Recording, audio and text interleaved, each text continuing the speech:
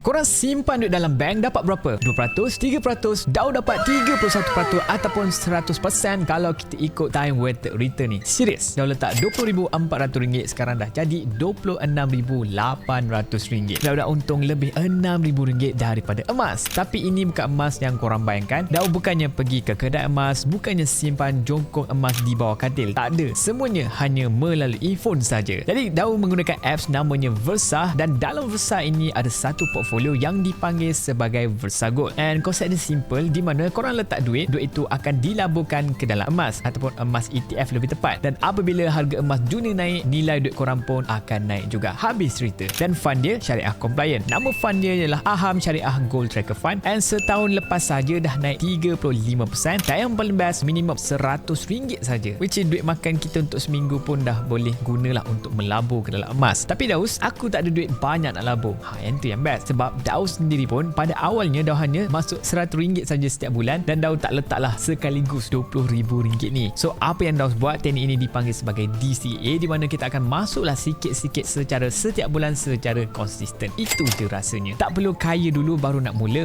dulu baru boleh kaya. Okey, sekarang dengar ni, di mana kalau korang ini new user, korang mendapat free reward RM10 daripada Versa. Macam mana? First, korang download Versa guna link Daus dekat bio, dan yang kedua, sewaktu korang sign up, masukkan kod VDAUSDK, and then yang ketiga, korang settlekan eKYC and verify lah korang punya identity. Dan keempat, korang cash in minimum RM100, and dah siap guys. Reward RM10 korang akan masuk dalam masa 30 hari bekerja. Senang je kan? 5 step, tak ada alasan. Kod VDAUSDK, link ada dekat bio. Korang nak biarkan duit korang duduk diam dalam bank, ataupun korang nak bagi duit tu bekerja untuk korang. Ada guys, dan nak ingatkan, dalam pelaburan ini terdapatnya risiko, especially emas. Ramai yang melabur dalam emas ketika waktu perang ini berlaku, mereka sedang rugilah sekarang. So untuk labur dalam emas, pastikan korang faham dulu risiko yang korang alami. Emas boleh turun harga, dan once korang dah faham apa itu emas dan bersedia untuk segala risiko, baru korang start melabur. Jadi guys, ingatkan, ini bukan financial advice, ini hanya personal sharing apa yang Daus alami terhadap pelaburan Daus, untung ke rugi ke, dan platform Versa ini dikawasan oleh SC Malaysia. Jadi guys, jangan lupa like, komen, follow Daus. Jumpa lagi korang semua pada video akan datang. Ciao.